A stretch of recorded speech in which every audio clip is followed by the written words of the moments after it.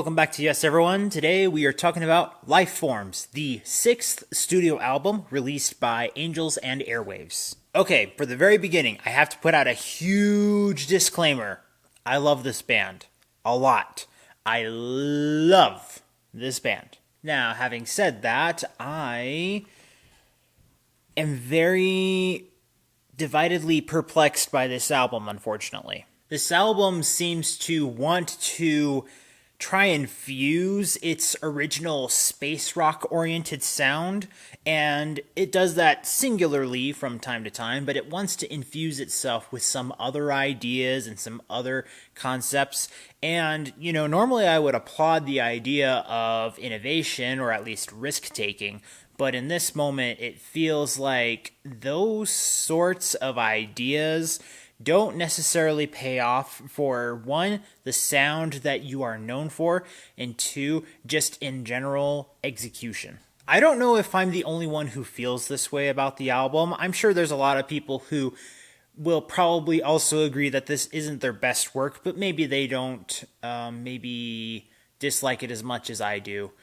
I am very let down, unfortunately, by what we got here. Do I think everything in here is completely bad? No, I don't. There are a few elements in here where I'm like, okay, that right there was interesting, or that was potentially innovative. And I will go over those super quick because the rest of the album isn't necessarily getting me interested in talking about it, but I felt like it was important to voice my opinion on it, seeing as I feel like I'm one of the only ones who thinks this way. The album's lead single, Rebel Girl, has great, terrific, immaculate guitar sound.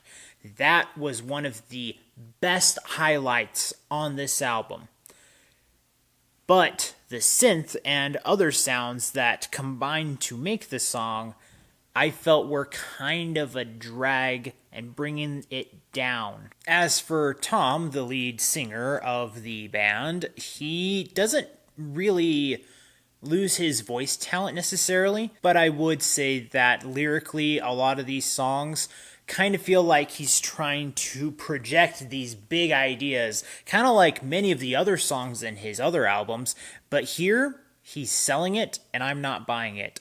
There's so much of a lack of believability with the big ideas he's trying to convey here, and I don't think they land at all. The second track in here is called Euphoria, and it kind of goes into a pop-punkish type style thing here. I really actually don't know what it is, because when I heard it, I'm like, are we trying to hire Green Day as the backup band that's trying to infuse this here?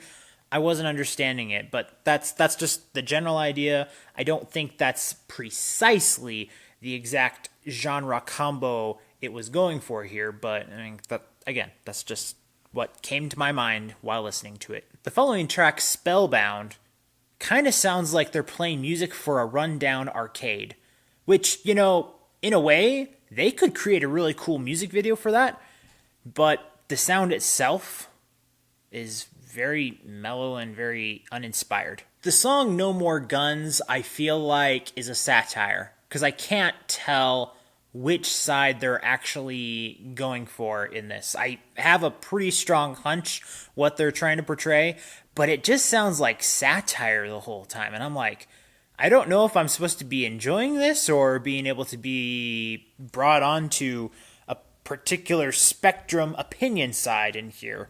It's kind of awkward. Kind of enjoyable, but kind of awkward at the same time. The song Automatic is probably one of their more normal songs, and even then, the inspiration for it is lackluster. The song Restless Souls is another one of those culturally ideologue-oriented songs that lyrically feels like it could be for either side of the spectrum of ideologies that exist out there, and that is preferable, but it just feels weird because if I think about it, it really works well for one way, in an ironic kind of way, and then it really actually doesn't work for the side that I think he's arguing for. The song A Fire in a Nameless Town is kind of weird because it sounds like it's going for Halloween-oriented production in a very unintentional manner. And it's actually funny. I think a Halloween song by Angels and Airwaves would be a really, really cool idea, but it definitely was not intended this way, and for that, it doesn't land either. So much of this album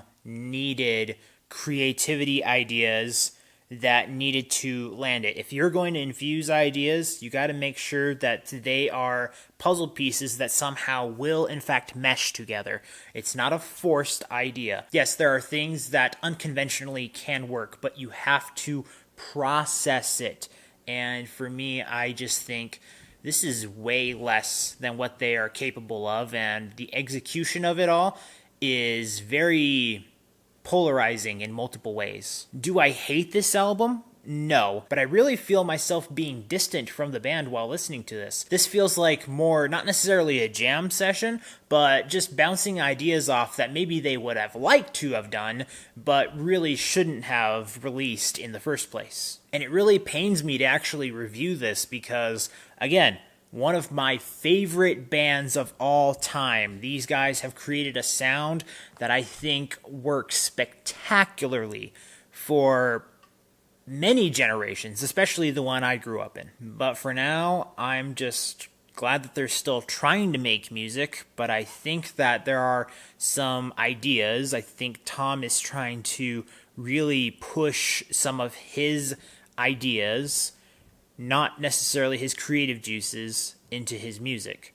And I think that's the downfall of this album. I think a lot of other people are praising the album because of that, but I really don't think for the sake of art and musicality it lands at all. So after having listened and reviewed this album with the following grades in the following categories here, how would I recommend this album? I am going to give it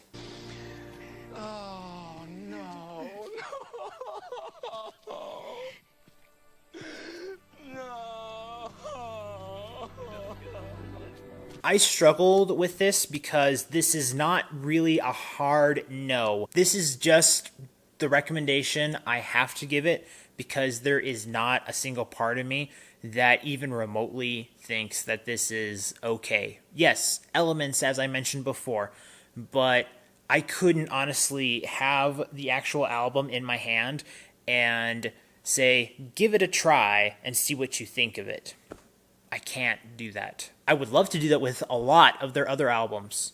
Like, straight up, like, if you are someone who has not heard of Angels and Airwaves, I implore you to check out their earlier stuff. There is so much you are missing out on if you have not heard of these guys beforehand. Not this, though, please. This is not the right way to get introduced to them.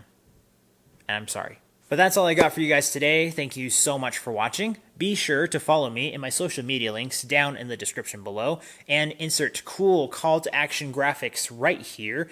Be sure to check these out where you can come back here and discover, promote, and review the best in entertainment, culture, and lifestyle while not forgetting quality, values, and lifestyle. And above all, get that yes in your life. See you next time. I'm glad I didn't have to feel like I was going to go too harsh on that.